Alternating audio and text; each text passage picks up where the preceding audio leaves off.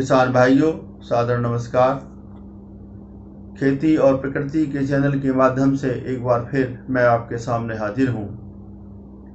आज का मेरा विषय है जैविक खाद और जैव उर्वरक क्या होते हैं और इनका हमारी खेती में क्या महत्व है। जैविक खाद एक प्राकृतिक सामग्री है। जीवों के शरीर से बनी खाद को हम जैविक खाद कहते हैं।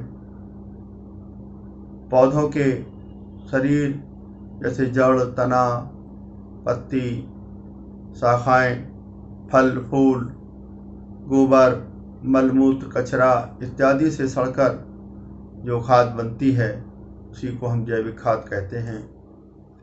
जैसे गोबर की खाद, वर्मी कंपोस्ट खाद, नेडअप खाद, हरी खाद वगैरह।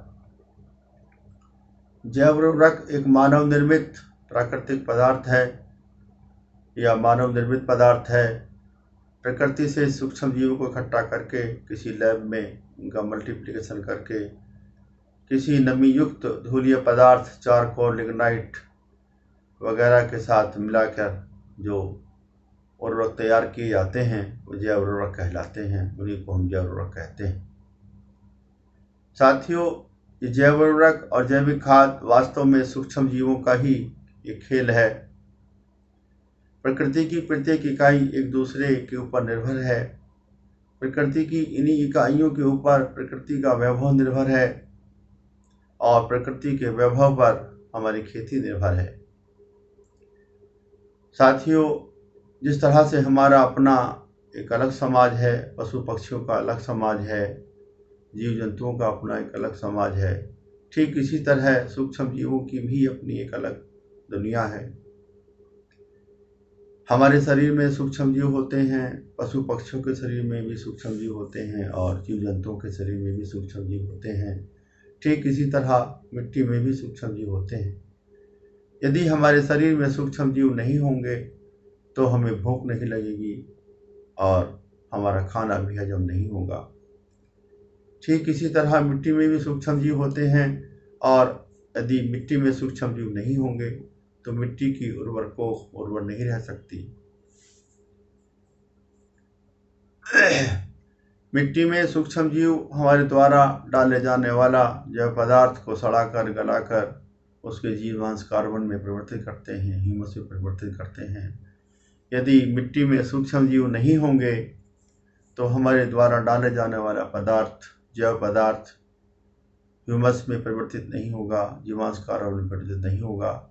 हमारी मिट्टी की कोख उर्वर नहीं हो पाएगी। इसलिए हमारी मिट्टी में सूक्ष्म जीवों का होना बहुत ज़रूरी है। साथियों, किसी फसल की उपज मिट्टी के भौतिक, रासायनिक और जैविक गुणों के ऊपर निर्भर करती है। फसल की उपज भूमि में जीवांश कार्बन की मात्रा, पोषक तत्वों की उपलब्धता और सूक्ष्म जीवों की क्रियाशीलता पर निर्भर करती है। हमारा अपना स्वास्थ्य भी हमें धरती से परोक्ष या अपरोक्ष रूप से प्राप्त अन्न, फल, फूल, सब्जी, दूध, दही, मांस, मछली इत्यादि में उपलब्ध पोषक तत्वों की उपलब्धता के स्तर पर निर्भर करता है।